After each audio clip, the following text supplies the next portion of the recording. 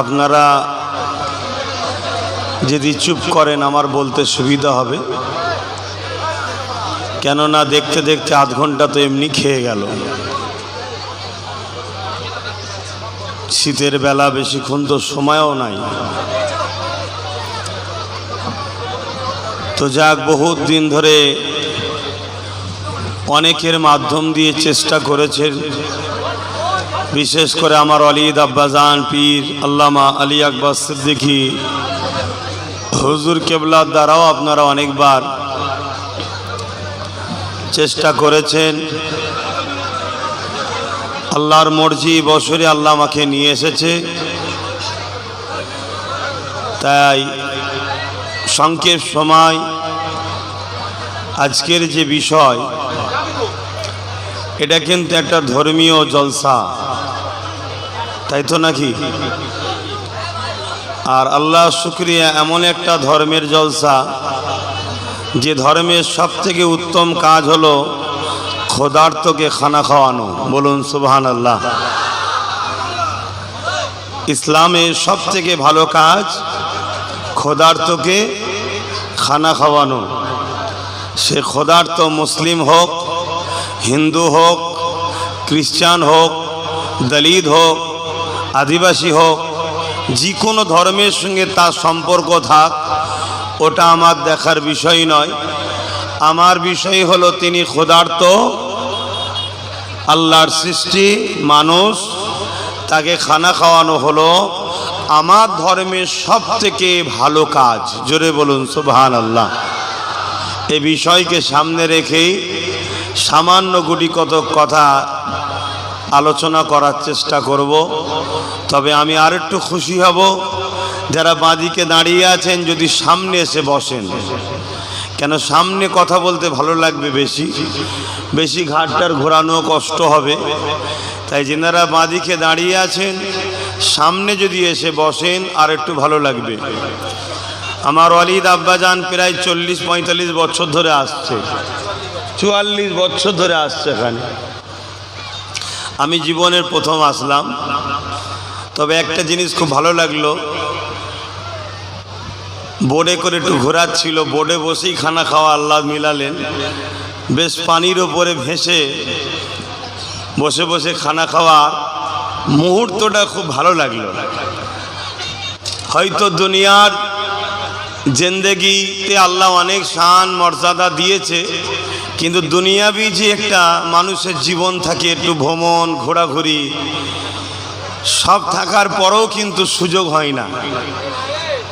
আমরা যদি বলি এখনই আমি আমেরিকায় যাব, আমেরিকাতেই আমাদের প্রচুর মানুষ আছে যারা বলবে চলে আসেন, থাকা খাওয়া ঘোরা সব ফ্রি, কিন্তু দুঃখের বিষয় সময় নেই। আমি যদি বলি লন্ডনে যাব, লন্ডনে হাজার হাজার আমার দাদা হুজুরের রুহানি বাচ্চা আছে, যেখানেই বলবো দাদা হুজুরের রুহানি বাচ্চা সেখানেই পাওয়া যাবে, কিন্তু দুঃখের বিষয় সময় নাই। মানুষের কাছে সত্যের বাণী, ইনসাফের বাণী, মানবতার বাণী, কল্যাণের বাণী, এক কথায় শান্তির বাণী পৌঁছাতেই ব্যস্ত। এতেই জীবনের শেষ। প্রায় অর্ধেকের বেশি লাইফ কেটে গেছে, আর কদিন বাঁচবো আল্লাহ জানে। তো যাক, আল্লাহ যেন জান্নাতে আমাদেরকে রাখে, এটাই আশা রাখি। বলুন আমিন। কেন জান্নাত আরো সুন্দর, দুনিয়া তো তার সামান্যটুকুও কিছু নয়। তো আলোচনার দিকে যাচ্ছি, আশা রাখবো আপনারা কথা কম বলে আলোচনার দিকে খেয়াল করবেন। ভক্তি ভরা ভালোবাসায় ধর্মীয় মাহফিলে যখন এসেছি, আমাদের ধর্মীয় যে স্টাইল, সেই স্টাইলই শুরু হবে। আসুন দরুদ শরীফ, আল্লাহুম্মা সাল্লি আলা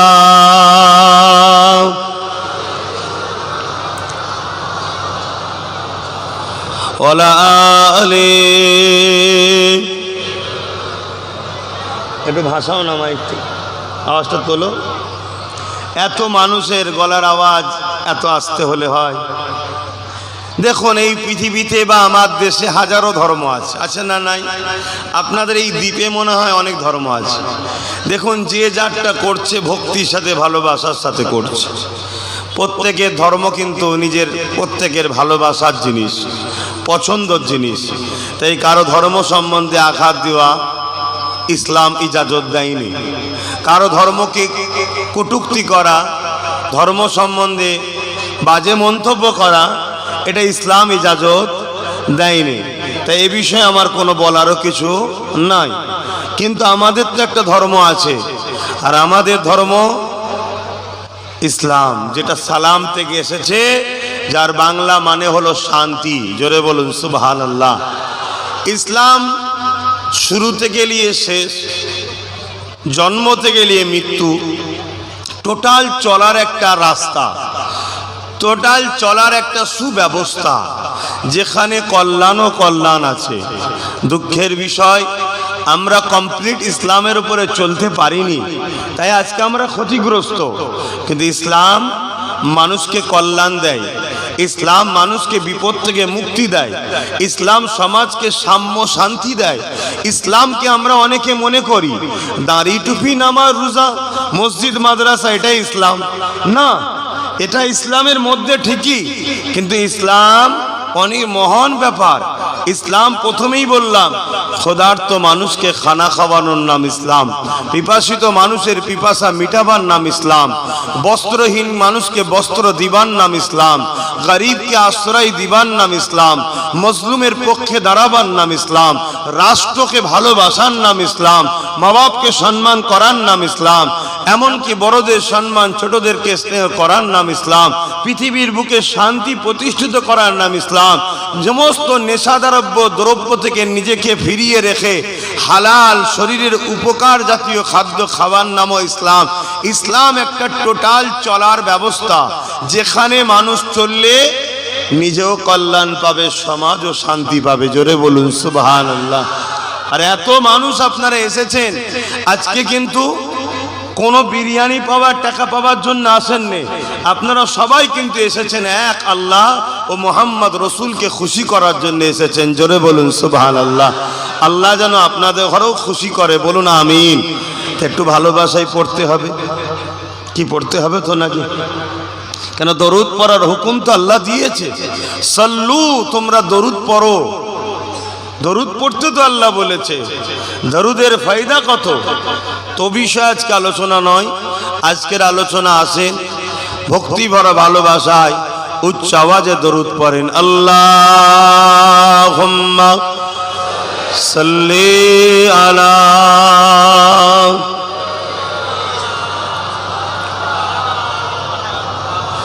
ওয়ালা আলি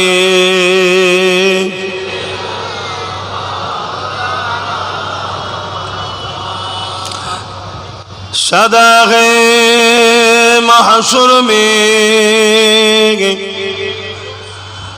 लब्बाई लब्बाई जहाँ उम्मतों ने पुकारा मुहम्मद, हमें जानो दिल से प्यारा मुहम्मद, मुहम्मद के गमों है हमारा मुहम्मद।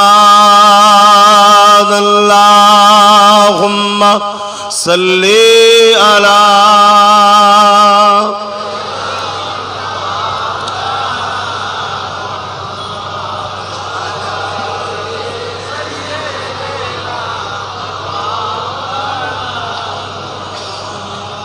मेरे आँखों की बुदली में जलवा मुहम्मद का, मेरे दिल के आईने में नक्शा है मुहम्मद का। कोई जन्नत में जाएगा, कोई दोज़ख में पहुँचे मदीने की तरफ दौड़े दीवाना मुहम्मद का अल्लाहुम्मा सल्ले अला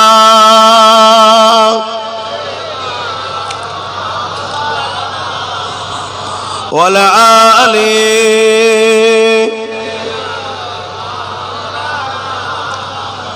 कलमे ला इलाहा इल्लल्लाह ला इलाहा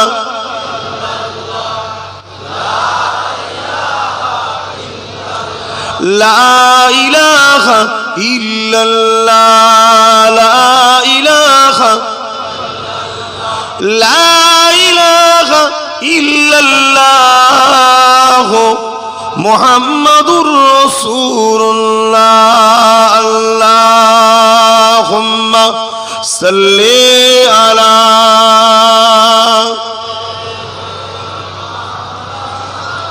वला आले सय्यदना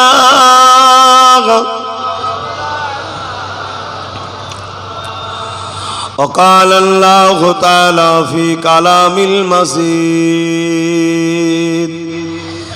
الفرقان الحميد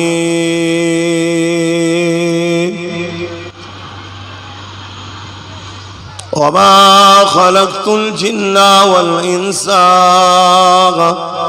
إلا ليعبدون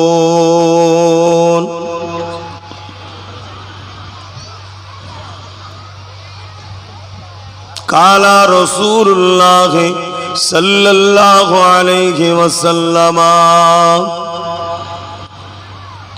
من أحب لله وأبغض لله وعاتى لله ومنع لله فقد استكمل الإيمان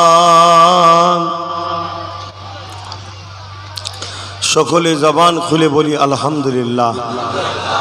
সমস্ত প্রশংসা একমাত্র আল্লাহর, যিনি তামাম কায়নাতের একমাত্র মালিক। লিল্লাহি মা ফিস সামাওয়াতি ওয়া মা ফিল আরদ, জমিন আসমানের একজন সৃষ্টিকর্তা, তিনি কে? সকলে জবান খুলে বলুন কে? আল্লাহ। তিনি এই পৃথিবীকে বানিয়েছে পানির উপরে ভাসমান। আমরা যে জমিনটার উপরে আছি, এই জমিনটা পানির উপরে ভেসে আছে। আমরা নিশ্চয়ই ছোটবেলায় স্কুলে পড়েছি 3 ভাগ পানি 1 ভাগ ডাঙা। পুরো পৃথিবীটাই পানির উপরে ভাসমান। এবং এই পৃথিবীকে যখন পানির উপরে রাখা হয়, সৃষ্টি করা হয়, তখন এই পৃথিবী কিন্তু পানিতে টলমলো করে। যেমন নৌকোয় গেলে, আমরা জাহাজে গেলে দেখি টলমলো করে, এরকম টলমলো করছিল।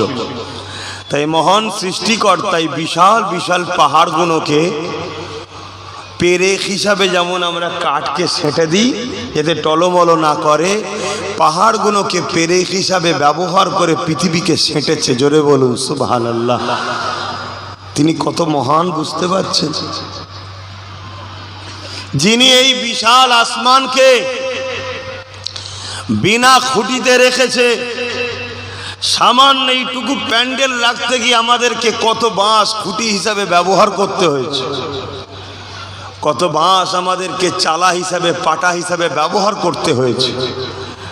আর আমাদের স্রষ্টা, আমাদের সৃষ্টিকর্তা, তিনি এত মহান, এই বিশাল আসমানকে বিনা খুঁটিতে দাঁড় করিয়ে রেখেছেন আমাদের জন্য ছাদ হিসাবে। জোরে বলুন সুবহানাল্লাহ। তিনি যা কিছু বানিয়েছেন, জমিন, আসমান, চাঁদ, সূর্য, পাহাড়, পর্বত, নদ, নদী, সাগর, গাছপালা, তরু লতা, পশু পাখি, জীব জন্তু, সব কিছুর মধ্যে থেকে শ্রেষ্ঠ বানিয়েছে মানুষকে। ফেরেশতাদের থেকেও শ্রেষ্ঠ মানুষ, চাঁদের থেকেও শ্রেষ্ঠ মানুষ, সূর্যের থেকেও শ্রেষ্ঠ মানুষ, পাহাড়ের থেকেও শ্রেষ্ঠ মানুষ, সাগরের থেকেও শ্রেষ্ঠ মানুষ। আর এই মানুষকে তিনি বানিয়েছেন ইল্লা লিয়াবুদুন, শুধুমাত্র তিনার উপাসনা, তিনার দাসত্ব করার জন্যে। আর বাকি যা কিছু বানিয়েছে সবকিছুই আমাদের খেদমতের জন্য। সূর্য আমাদের উপকারের জন্য, চাঁদ আমাদের উপকারের জন্য, এ জমিন আমাদের জন্য বিছানা, গাছপালা আমাদের জন্য, নানা রকম কোয়ালিটির খাদ্য, মাছ, হাজারো রকম গোস্ত, হাজারো রকম শাকসবজি, হাজারো রকম ফলমূল, সব বান্দা বান্দির উপকারের জন্য, আমার আপনার কল্যাণের জন্য মালিক বানিয়েছে। যেগুলো তোরা খা, ভোগ কর, উপভোগ কর, কিন্তু দাসত্ব আমি ছাড়া অন্য কারো নয়। জোরে বলুন সুবহানাল্লাহ। তিনি আমাদেরকেই কত সুন্দর করে বানিয়েছে দেখেন না। বাপ আর মা এক জায়গায় হলেন, বাপের শরীরের কিছু নাপাক পানি মায়ের শরীরে গেল, ওই পানিটার মধ্যে তোমার আমার মতো কয়েক হাজার কোটি কোষ থাকে, যেটাকে স্পাম বলা হয়। কথা বুঝে আসছে? কিন্তু সব কটাকে মালিক মেরে দিলেন। তোমাকে বাঁচালো, তোমাকে বাঁচালো, আমাকেও বাঁচালো। মায়ের রেহেমে গেলাম, 120 দিন মায়ের রেহেমে ছিলাম। প্রথমে 40 দিন একটা গোলাকার গোস্তের নাই পড়েছিলাম। 41 দিন থেকে ডিজাইন শুরু হচ্ছে। মনে রাখবেন, পৃথিবীতে যা কিছু মালিক সৃষ্টি করেছে, কোনো জিনিসে তিনি হাত লাগাননি, শুধুমাত্র মানুষকে তৈরি করার সময় তিনি কুদরতি হাত লাগিয়েছেন। জোরে বলুন সুবহানাল্লাহ। হায়, আমরা সেই মানুষ, দুদিনের দুনিয়ায় এসেছি একটা পরীক্ষা দিতে। পরীক্ষাটা কি? যিনি বানিয়েছেন তিনাকে ভালোবাসি কিনা, তিনি আগে না অন্য কেউ আগে, তিনার জন্য সবকিছু না তিনাকে ভুলে গিয়ে সবকিছুর পিছনে ছুটি, এটাই পরীক্ষা। সার অংশে সংক্ষেপে বলছি, যদি আমরা এই দুনিয়ার জিন্দেগিতে সব কিছুটা করি তিনার খুশি মতো, তাহলে তিনি একদিন আমাদেরকে দুনিয়া থেকে তুলে নেবে, যেটা মৃত্যু বলা হয়, ইন্তেকাল করা, স্থান পরিবর্তন করা। তুলে নিয়ে তিনি আমাদেরকে কবর, কবর থেকে মাহশর, মাহশর থেকে হয় জান্নাত নাই জাহান্নাম। যদি আমরা প্রভু সৃষ্টিকর্তার কথা মতো চলি, তাহলে তিনি আমাদেরকে চির শান্তির জান্নাতের মেহমান বানাবে। জোরে বলুন সুবহানাল্লাহ। যেখানে কোনোদিন মৃত্যুও নাই, শেষও নাই, অভাবও নাই, কষ্টও নাই। তো যাক, তিনি আমাদেরকে মায়ের পেটে তৈরি করলেন, হাড়, গোস্ত, রগ রিসা সেটিং করে চামড়াকে দিয়ে প্যাকিং করে দিলেন। দিবার পর 120 দিন পর আমাদের শরীরে তিনি রূহ দিলেন। রূহটা কি? তিনার হুকুম। রূহটা কি? আল্লাহর হুকুম। এই রূহ দিলেন, দিবার পর আমরা মায়ের পেটে লড়ে উঠলাম। মা বড় খুশি হলো, ডাক্তারখানায় গেল। এখন মডার্ন দুনিয়া, নানা রকম মেশিন বাহির হয়েছে। ডাক্তার মায়ের পেটে মেশিন লাগালো, মায়ের কানে দিল, মা শুনছে, বাচ্চা অর্থাৎ তুমি আমি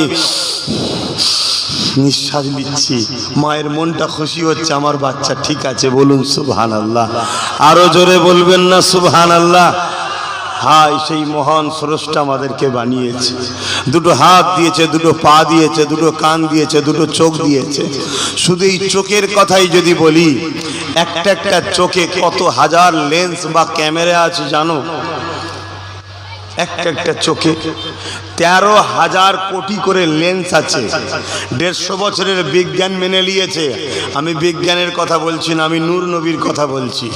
কেন, আমার ঘরের 8 বছরের বাচ্চা যা জানে, পৃথিবীর বড় বিজ্ঞানী সে এখনো সে জায়গায় পৌঁছাতে পারেনি। বলুন আলহামদুলিল্লাহ।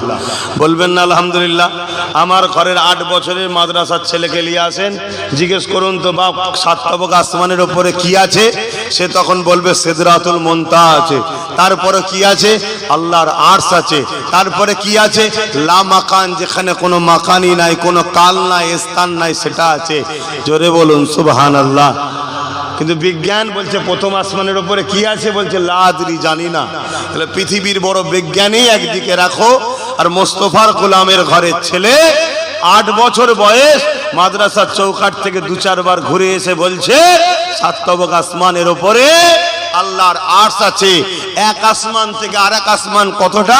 পৃথিবী থেকে প্রথম আসমান যতটা, প্রথম আসমান থেকে দ্বিতীয় আসমান ততটা, দ্বিতীয় থেকে তৃতীয়টা ততটা, তৃতীয় থেকে চতুর্থটা ততটা, চতুর্থ থেকে পঞ্চম ততটা, পঞ্চম থেকে ষষ্ঠম ততটা, ষষ্ঠম থেকে সপ্তম ততটা, আর এখান থেকে সপ্তম যতটা, ওই সপ্তম থেকে আরশ, কুরসি, এমন করে লাওহে মাহফুজ রয়েছে, এমন করে যেখানে সিদরাতুল মুনতাহা জিবরিল থাকে, ওটা হলো ততটা। জোরে বলুন সুবহানাল্লাহ। একটা মাদ্রাসার 7 বছরের বাচ্চা বলে দিচ্ছে। এজন্যই তো উঠে পড়ে লেগেছে মাদ্রাসাগুলো কি করে বন্ধ করা যায় না, আমাদের বিজ্ঞানী চলছে না, শুনছেন তো নাকি? এজন্য উঠে পড়ে লেগেছে মাদ্রাসা বন্ধ করো। কি সমস্যা মাদ্রাসায়? কি হচ্ছে? মাদ্রাসা কি ক্ষতি করেছে? মাদ্রাসায় প্রকৃত শিক্ষা দেওয়া হয়, মাদ্রাসায় দেশ প্রেমের শিক্ষা দেওয়া হয়। জোরে বলুন সুবহানাল্লাহ। তো আমি ওদিকে যাচ্ছি পরে। আমি যেটা বলছিলাম, দুটো চোখে তাহলে কত ক্যামেরা আছে, লেন্স, যে ভাষাটা আপনারা বুঝবেন, 13,000 26,000 কোটি লেন্স আছে দুটো চোখে। জোরে বলুন সুবহানাল্লাহ। একটার সঙ্গে আরেকটার কোনো কানেকশন নেই, প্রত্যেকটা তার আলাদা। যেমন আমাদের দেশে কারেন্টের তার আছে, ওই তার যদি একটা তার ঠেকে যায়, ফিউজ উড়ে যায়, এই তারও যদি ঠেকে যায় চোখের ফিউজ উড়ে যাবে, মানে রোশনি চলে যাবে। ভাবুন তো সেই মহান সৃষ্টিকর্তা কত দামি, কত আমাদেরকে ভালো, কত পাওয়ার কিনা। শুনছেন তো নাকি? এই এত ক্যামেরা দিয়ে আল্লাহ এর বিনিময়ে কিছু নিয়েছে নাকি? কই গো বলবেন তো নিয়েছে। আপনারা কি শুনতে এসছেন জানি না, যদি কারো কিছু শোনার থেকে বলুন না, আমি আমার মতো করে বলবো, শুনবেন? তাহলে একটু সরাসরি দিতে হবে, কেন আমি কবরস্থানে তো বসে নাই, আর জীবনের প্রথমবার এসলাম। আসার আগেই তো ভাইরা রিকোয়েস্ট করছে আপনাকে আবার আসতে হবে। আমি সেটা পরের কথা, আব্বার সঙ্গে কথা বলবো, তারপর তার কথা। ভালোবাসেন আপনারা, জানি অনেক ভালোবাসেন। আব্বাজান হুজুরের মুখ থেকে শুনি, আজ থেকে নয়, প্রায় 6-7 বছর ধরে আব্বাও বুঝাচ্ছে একবার যাও, একবার যাও, একবার যাও। কিন্তু নদী পার হওয়ার জন্যে ডুবে মরে যাব না, না, ওর জন্য কারণ নাই। কি এত দূরে আসে বলেন না? এখন যাওয়ার সময় যদি বলে এখন শুকিয়ে গেছে, যাওয়া যাবে না, তাহলে গেল তো। এই সব অনেক সমস্যা। যাক, তারপরে এসে কিন্তু ভালো লাগছে। আল্লাহ আপনাদেরকে কবুল করুক, আপনাদের এই ভালোবাসাও কবুল করুক, জান্নাতে যেন একসাথে রাখে। বলুন আমিন। এর চার কিছু চান নাকি? জান্নাতে যেন আমাদেরকে একসাথে রাখে। বলুন আল্লাহুম্মা আমিন। এখানে অনেক দূরে দূরে হয়ে গেছি, জান্নাতে একসাথে থাকলে দূরে হবে না, সব সময় দেখা হবে। আর জান্নাত খুব সুন্দর, যার বিবরণ দিলে আপনারা অবাক হয়ে যাবেন। তো যাই হোক, আমি যেটা বুঝাতে চাইছি, তাহলে আল্লাহ আমাদেরকে কত সুন্দর করে বানিয়েছে। বলুন, দুনিয়ায় কেউ যদি এক মুঠো ভাত দেয়, দুনিয়ায় যদি কেউ একবার আপনার পাশে দাঁড়ায়,